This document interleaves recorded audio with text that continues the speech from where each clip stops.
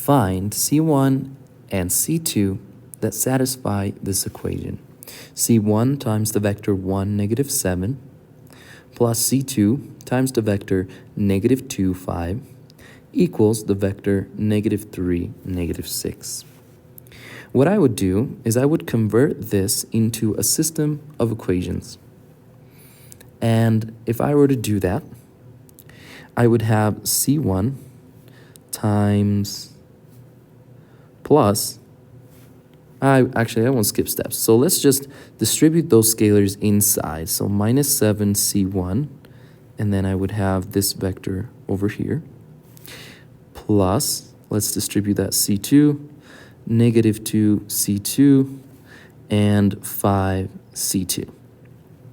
Okay, and that's going to be equal to negative 3, negative 6, just as before. So we just rewrote the expression in a different form, but it's an equivalent form.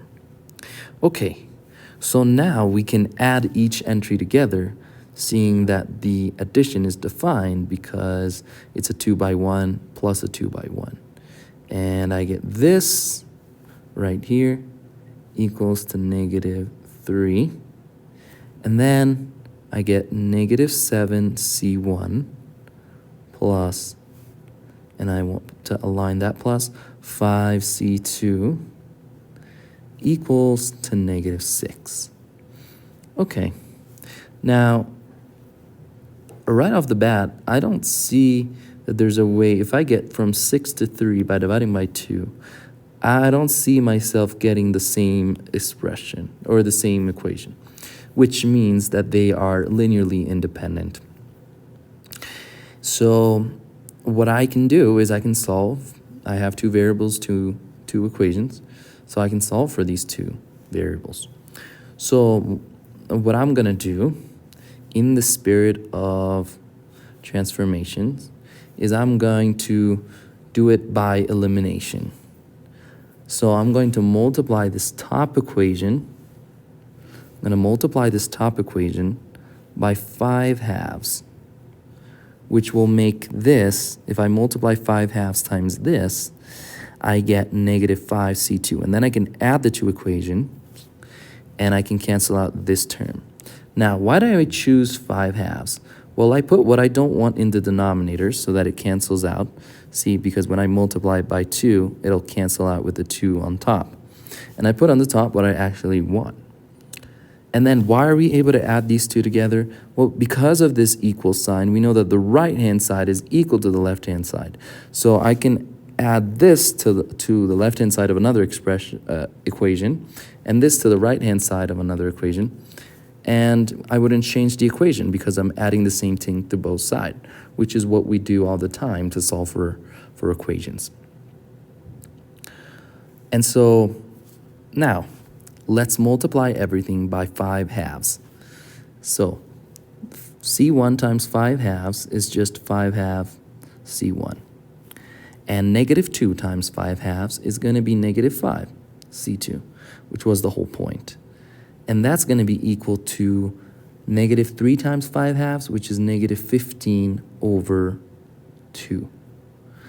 Now, I'm going to carry over the other equation. So the other equation is going to stay negative 7 C1 plus 5 C2 equals negative 6.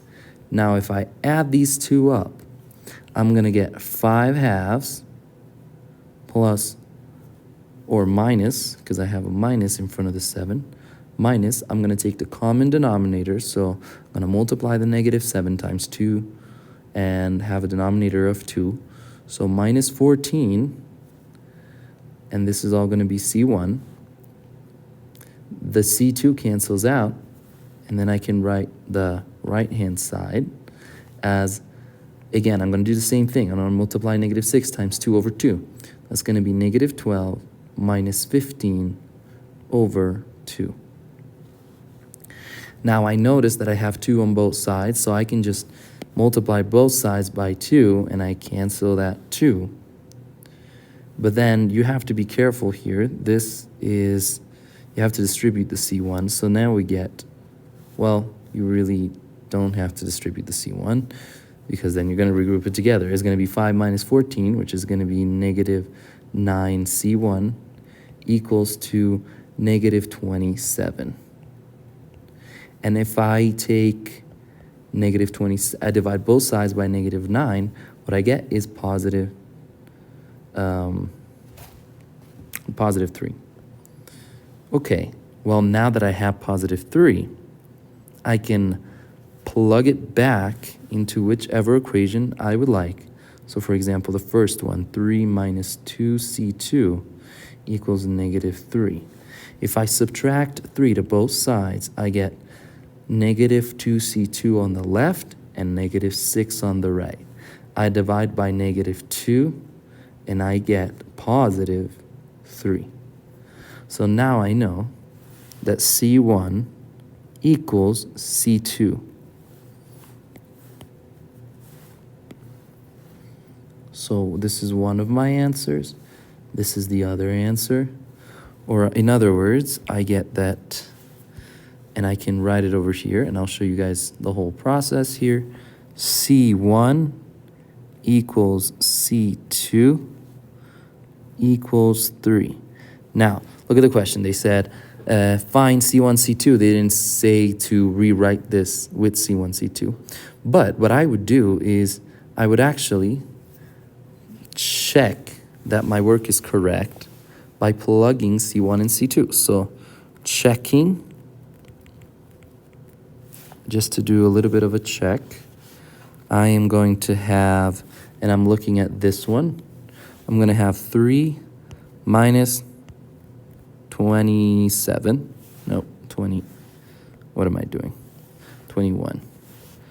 Minus 21, I close that, plus negative 2 times 3 is negative 6, and 15. And what do I get? Well, 3 minus 6 is negative 3, and negative 21 plus 15 is negative 6, which is what we're supposed to get. Okay, so that's how you do problem 14. See you next time.